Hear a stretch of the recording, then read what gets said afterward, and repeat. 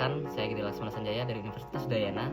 Hari ini saya mau mengajak kamu melihat satu hal yang sebenarnya selalu ada di sekitar kita, tapi sering kita abaikan, yaitu sebuah dunia yang tumbuh tiap detik dan diam-diam membentuk hampir semua keputusan digital yang kita temui. Apa itu? Yaitu Big Data. Coba bayangkan rutinitas pagi kamu. Begitu bangun, kamu ambil HP, buka WhatsApp, scroll Instagram, cek harga tiket, dan mungkin pesan kopi lewat aplikasi. Kelihatannya biasa saja kan? Tapi setiap geseran layar itu menghasilkan jejak kecil.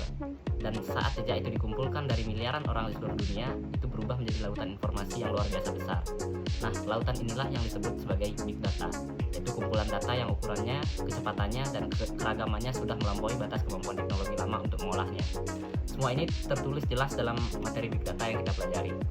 Nah, untuk memahami Big Data, coba bayangkan kita sedang berdiri di pinggir laut luas. Ada 4 gelombang besar yang membentuk karakter laut itu. Yang pertama itu adalah volume, yaitu kedalaman lautnya. Setiap hari manusia menciptakan 2,5 quintillion petabytes data. Bayangkan 10 juta Blu-ray, dan itu hanya dari satu hari saja. 90% data di dunia bahkan baru tercipta dalam 2 tahun terakhir. Itu sebabnya Big Data itu begitu masif. Nah, gelombang yang kedua disebut dengan variety, yaitu seperti jenis makhluk laut yang hidup di dalamnya. Ada teks, angka, foto, video, rekam medis, sinyal sensor, suara, Google Maps, hingga data dari smartwatch. Semuanya bercampur dan butuh cara berbeda untuk dipahami. Gelombang yang ketiga disebut velocity, yaitu kecepatan ombaknya. Data ini datang dalam hitungan detik, bukan jam atau hari. Saat kamu tap layar untuk membayar, sistem sudah membaca, memproses, dan memutuskan dalam sekejap. Kemudian yang terakhir ada veracity, yaitu kejernihan airnya. Tidak hanya semua data itu jujur, lengkap, atau akurat, karena itu kualitas dan integritas data harus benar-benar dijaga.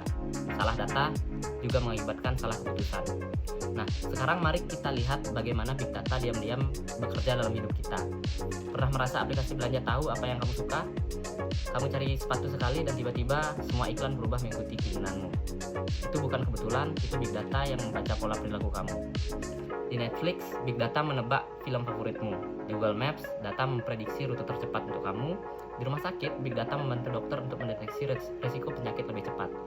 Nah, bahkan jam tangan pintar yang menghitung langkahmu, itu juga generator data kesehatan secara real time.